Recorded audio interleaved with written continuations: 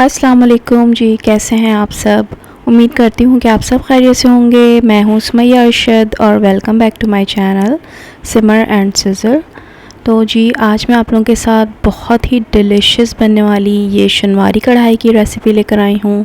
आज हम बनाएंगे मटन शनवारी और बिल्कुल रेस्टोरेंट स्टाइल में आपको ये बनाना सिखाऊंगी। और ये इतने मज़े की बनती है ना कि आप बाकी सारी कढ़ाई भूल जाएंगे। बहुत ही कम मसालों के साथ बन के तैयार होने वाली ये कढ़ाई बहुत ही लजीज बनती है। जैसे कि आपने सुना ही होगा कि जो भी रेसिपी में कम मसाले इस्तेमाल होते हैं वो बहुत ही ज़्यादा लजीज बन के तैयार होती हैं। तो ये भी उन्हीं रेसिपीज़ में से एक है। तो बहुत ही मज़ेदार बनती है, ये ज़रूर ट्राई कीजिएगा इस रेसिपी को। तो साथ ही आपके साथ कुछ टिप्स एंड ट्रिक्स भी शेयर करूंगी जो कि बहुत ही इंपॉर्टेंट हैं। तो वीडियो को बिल्कुल भी स्किप मत कीजिएगा। आ जाएं फिर जल्दी से इसको स्टार्ट कर लेते हैं। जी तो बिस्मिल्लाहिर्रहमानिर्रहीम। यहाँ पे मैं ये रेसिपी घी में तैयार कर रही हूँ, तो आप चाहें तो ऑयल भी यूज़ कर सकते हैं। यहाँ पे मैंने हाफ़ कप से थोड़ा सा ज़्यादा घी यूज़ किया है।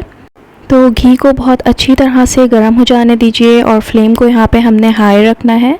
तो ये बहुत ही इम्पॉर्टेंट पार्ट है, इसको बिल्कुल भी मिस मत कीजिएगा। तो अब यहाँ पे मैंने मटन लिया है और ये तकरीबन है 750 ग्राम।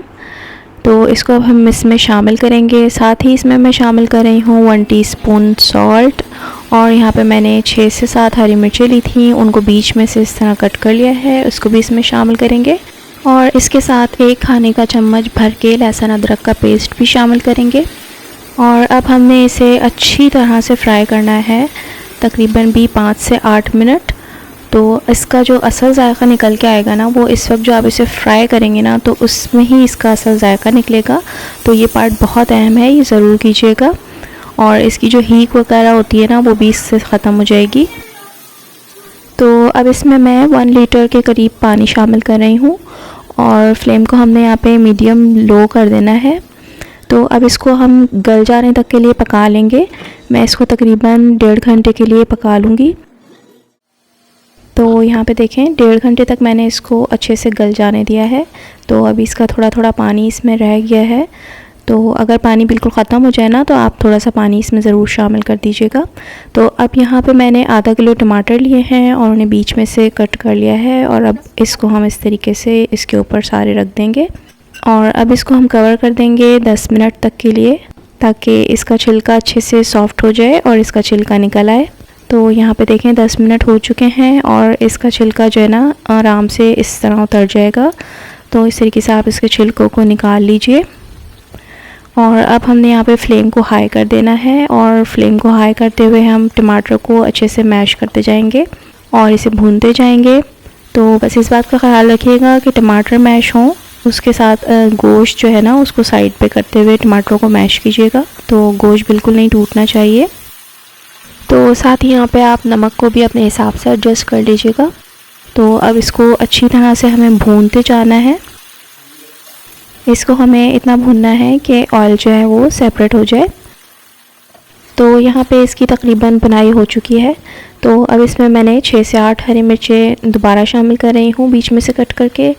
और यहाँ पे हम 1 खाने का चम्मच जो है ना भर के पिसी हुई काली मिर्च शामिल करेंगे।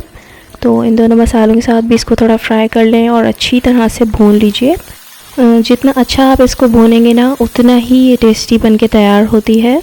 तो वैसे आप चाहें तो थोड़ी ग्रेवी रख लीजिएगा, लेकिन इसमें जो है ना इसका सा जायका भुनी हुई कढ़ाई में ही आता है। तो यहाँ पे ये बहुत अच्छी तरह से भुन चुकी है कढ़ाई। तो अब हम इसको जूलियन कट अदरक के साथ गार्निश करेंगे और थोड़ा सा इसके ऊपर हरा धनिया भी हम शामिल करेंगे। तो ये है बहुत ही मज़ेदार मटन शनवारी कढ़ाई की फ़ाइनल लुक। आ जाएं फिर जल्दी से इसको सर्व कर लेते हैं। जी तो अल्हम्दुलिल्लाह बहुत ही मज़ेदार मटन शनवारी कढ़ाई बनके बिल्कुल रेडी है।